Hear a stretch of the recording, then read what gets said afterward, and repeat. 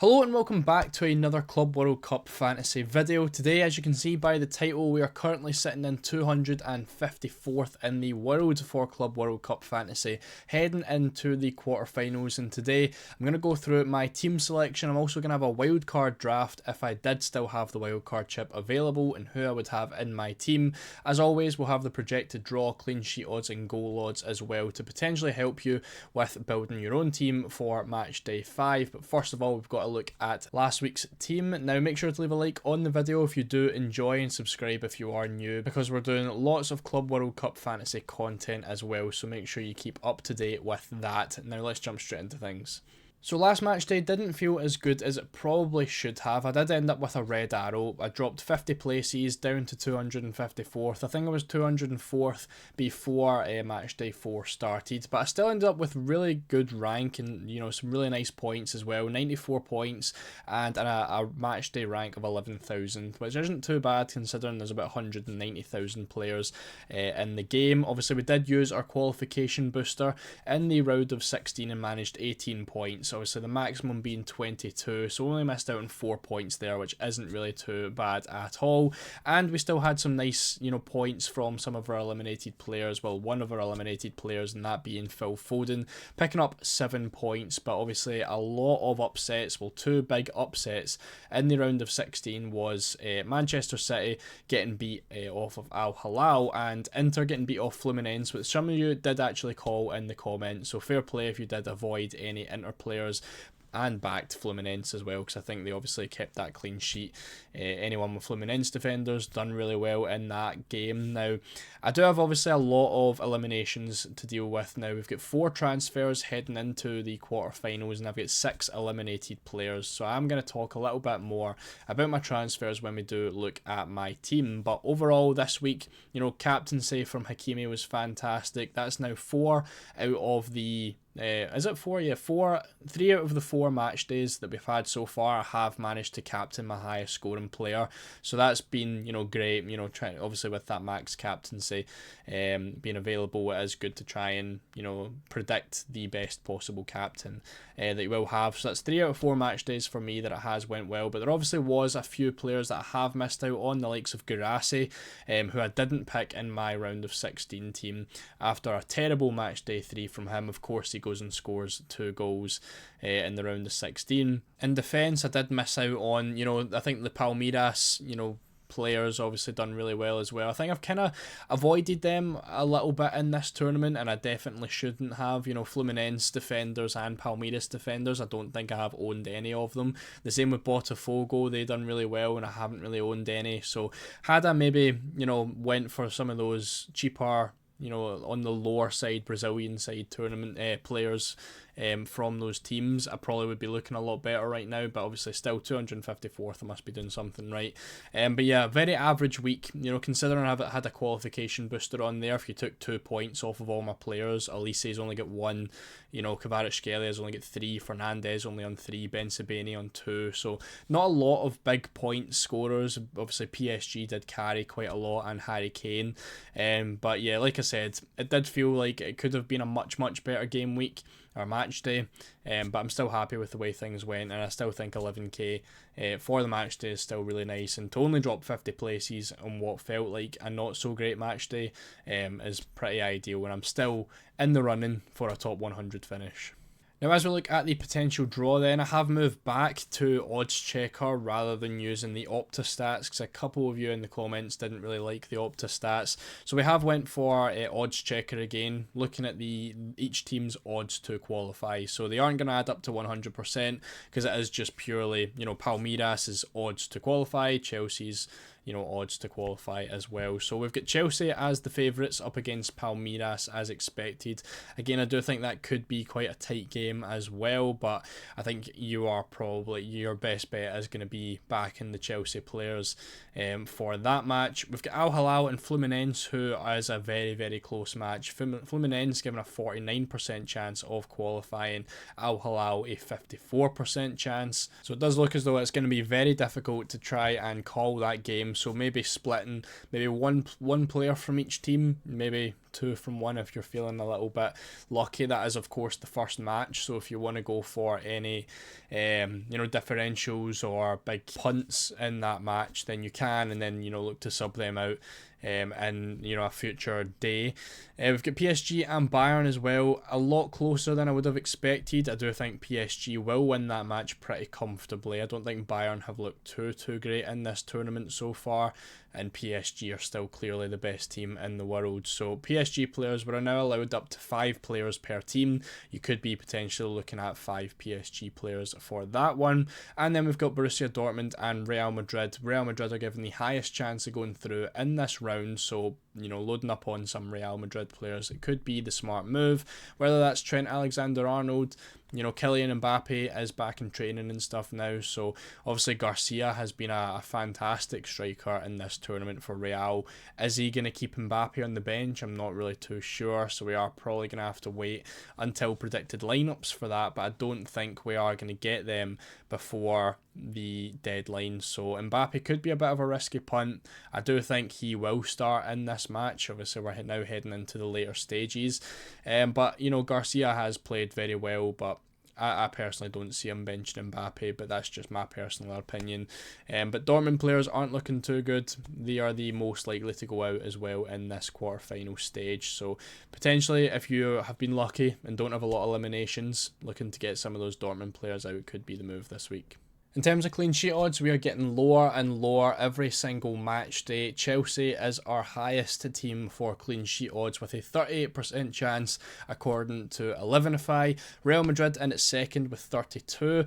PSG and Bayern obviously up against each other with a 25% and 23% chance of a clean sheet. And then we do really get into the lower the lower chances. Al Hilal and Fluminense up against each other essentially with the same percentage, 20% for Al Hilal, 19% for Fluminense. Palmeiras only a 19% chance of keeping a clean sheet against Chelsea, and Dortmund are least likely in this match day to keep a clean sheet with only a 14% chance up against Real Madrid. So Real Madrid are definitely the team that you want to probably go for some attackers for, and they're obviously very likely to go through against Dortmund as well. When it comes to clean sheets, obviously I have been mentioning in different videos that the differentials for defenders is definitely the way to go, especially as we get into these later rounds, because there's going to be less goals, and defenders don't usually chip in with the goals. So if they are going to keep a clean sheet or get more than 4 points, you are really going to have to make use of the extra 2 points from the differentials.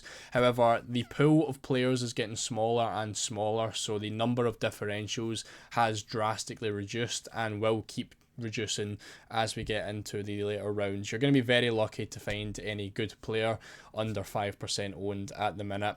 Again, you can see this with the goalkeepers. There isn't a single goalkeeper, a single starting goalkeeper from our 8 teams that is under 5% owned, so you aren't going to get any differentials in there, which is worth considering when picking your goalkeeper for Matchday 5.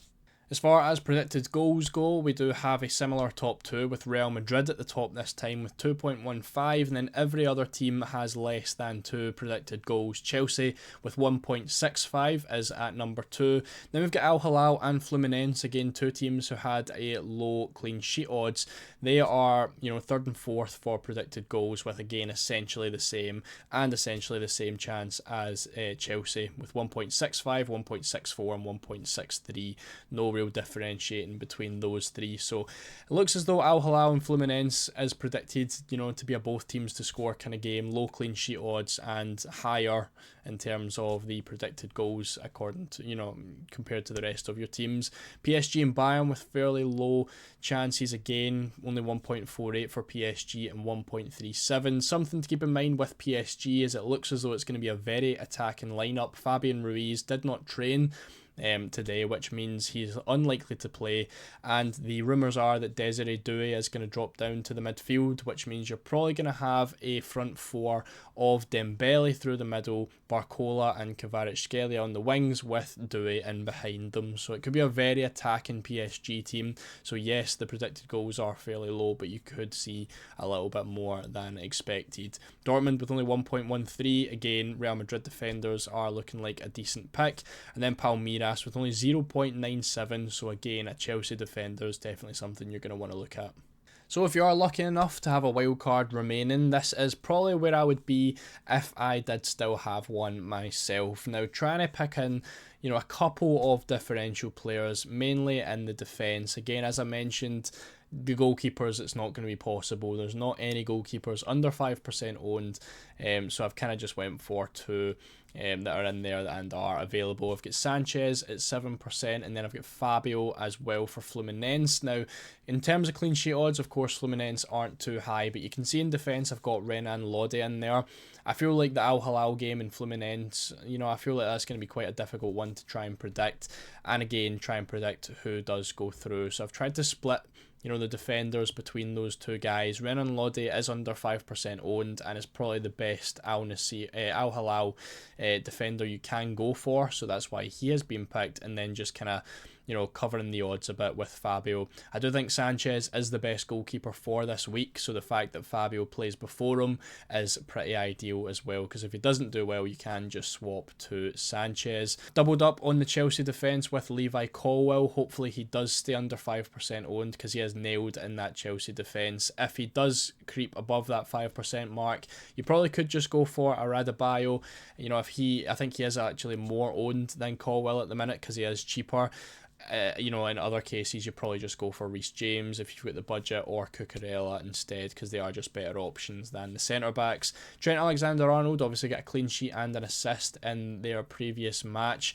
Definitely the best Real, defender you can go for, and Real are second for clean sheet odds as well. And of course, Nuno Mendes and Hakimi, two essential players for PSG and for any fantasy team pretty much as well. It doesn't really matter the opponent, they both can easily, get forward and score and get assists, so the clean sheet is just a bonus, I think, when it comes to those two guys. In midfield, we've got Enzo Fernandez. I just think he's the best Chelsea midfielder available. He's a lot cheaper than Cole Palmer is, and I think he kind of brings the same sort of output. He is playing a lot further forward now as well, so I've got him in. Again, Chelsea, one of the favourites to go through in the quarterfinals as well. Jude Bellingham, Real Madrid are expected to score the most goals this match day, so I thought alongside Mbappe, who is also in the team, I feel like Jude Bellingham's probably the biggest attacking threat in midfield, so I've went for him as well. Dembele, who should be back, and again Barcola is expected to start, and he is under 5% owned too, so you could get a really nice differential in him, and he is quite cheap as well. Then I've got Vitinha as well. He was the last player to go into this squad. I had 6.5 million available, and Vitinha fit in pretty nicely in there, so obviously on penalties for PSG, and can get those extra points from tackles and chances created as well. Up front, we have the 4 million Marcus Leonardo, scored against Manchester City and is the cheapest striker in the game. Again, with Al Hilal, the third highest for predicted goals. Again, you could argue that they are second with only 0.01 behind Chelsea. I definitely would be looking at an Al Hilal attacker, and the fact he's only 4 million really allows you to go for more expensive options. You can see Harry Kane in here, Kylian Mbappe, Dembele, Bellingham. Lots of expensive players that you can now afford by going for Marcus Leonardo, and he's a really nice captaincy option for the first game as well. So this team does have 4 captains, and obviously is filled with players expected to go through. We've got 5 PSG in there, 3 Real Madrid, 3 Chelsea, 3 of the favourites in those matches to go through, and then kind of splitting their odds a little bit with Al Hilal and Fluminense, with 2 Al Hilal players and 1 Fluminense player. So hopefully that gives you a little bit of an idea if you do want to go for a wild card. My transfers this week are going to be trying to aim to get as close to this team as possible, and on that, this is where I have ended up with the team now, very close to the wild card team, and of course it is taking a -6, which I do want to talk about a little bit. I'm not 100% locked in on the -6. I think when you're looking at my 4 transfers already, obviously I've got 6 eliminations in this team, so anyone, if I wasn't to take a hit, I'd be getting 0 points anyway. Now, Obviously, one of those transfers is a goalkeeper. Sommer got eliminated, and I'm going to be bringing in Fabio. Now, he's the only goalkeeper that I could afford that would start. I had 5 million left, and he is 4.6. The other one I could have afforded was Bono, actually, from Al Hilal, but I do have Renan Lodi coming in to potentially cover that. Now, again, I'm still trying to, cover my bases as much as possible. In that first match, Renan Lodi's going to be playing, Fabio's going to be playing. If there's a clean sheet, fantastic, but if there isn't, the -6 really isn't going to be worth it, So it's kind of that case. Obviously, it's only 3 points for a hit, and playing any of my players is essentially, if they play over 60 minutes, only going to be a -1. So it doesn't really feel too bad. Obviously, there is substitutes available, but I don't think Kobel is going to be getting too many points for me against Real Madrid. As we've seen with the stats, Dortmund look like one of the worst teams available. I do have Ben Sebaini in here, so the double Dortmund defence isn't really great. So I feel like having other players as backup is kind of going to be the better option, which is why I do have the -6 at the minute. Renan Lodi and Fabio. Now, I was potentially looking at another Saudi player. It was Al Harbi, who is only 4.1 million, and that would mean I wouldn't have to take the hit for the goalkeeper, and I would just stick with Sommer. Obviously, to afford Renan Lodi, I have taken Sommer out and went for a cheaper goalkeeper, but it would only be a -3, and I could go for Al Harbi as well. Now, with I can't remember what the Al Hilal centre back's name is, but he's going to be out for the Fluminense game, and it will be Al Harbi most likely playing in that position, who's only 0.1% owned and only 4.1 million. So he's looking like a really nice differential. It would have been a bit nicer if the Al Hilal, clean sheet odds were a little bit higher, but I think Renan Lodi is just looking like the best one available, and I think the fact that only for 3 points I can get in a playing goalkeeper and Renan Lodi, I think just seems a little bit smarter, but like I said, I'm not really locked in on that fully. The players coming in though that aren't on the hits are basically locked in. Mbappe should be coming in, Leonardo will definitely be coming in, Dembele will definitely be coming in, and so will Levi Colwill, as long as he stays under that 5% owned mark. So that's going to be my 4 transfers, 100%. It is just the hits that I'm a little bit wary of. So obviously taking the -6, again, it isn't the end of the world. 6 points isn't awful. I would like to have 6 points. If any of my players, one of Renan Lodi or Fabio, got 6 points, then fantastic. But yeah, I think it just seems a little bit, it feels necessary. I feel like this week for me at 250th is going to be a make or break week in terms of finishing the top 100 or having a very average rank. So I feel like I need to do well this week, and I think just having 15 playing players is going to be the way to go. I would love to hear some of your opinions in the comments section, so if you have any better ideas, please let me know. I'm struggling a little bit when it comes to these hits, so any opinions I am willing to hear out down in the comments section. But the rest of the team I feel like is absolutely bang on. I feel like I've got the best 3 strikers available for Matchday 5. I think my midfield is fantastic for Matchday 5, having 3 PSG attackers. Elise can easily do well in any match as well, and of course Enzo Fernandez as Chelsea cover. And then of course the defence I think looks pretty solid as well. A Chelsea defender to cover, Nuno Mendes and Hakimi in there as well. I just think Ben Sebaini is going to be a little bit of a problem, but he's not enough to take another -3 for. So again, like I said, I think I've got a very strong team heading into this match. It is just the fact I'm going to be starting 6 points down. So if I can potentially only take a -3, I would be a little bit happier, but I want to have 15 playing players, and I think Fabio has potential to outscore Cabell, so that's kind of where I'm at. Again, I might just take a -3. I definitely will be taking a hit of some sort because I want to have at least 13 outfield players, and I'm going to have to take a hit if I want to do that. It is just whether I want to take that goalkeeper hit or not. So like I said, any opinions would be absolutely fantastic. And of course I do have a captaincy cover for every single match. It will probably be Leonardo for the first match. Enzo Fernandez will likely be my captaincy for match 2, which isn't the best captaincy in the world. But then for PSG and Bayern, I've obviously got Dembele, who is likely going to be the captain, and then Mbappe up against Dortmund will be the final captain there. So that is pretty much it for the team. Hopefully you learned something in this video and it did help you out when building your Matchday 5 team. As always, make sure to leave a like and subscribe if you did enjoy. As I said, any opinions on the team, make sure to leave it down in the comments section and let me know what rank you are as well. I'd love to see how some of you all are doing. So once again, thank you so much for watching and I'll see you all in the next one.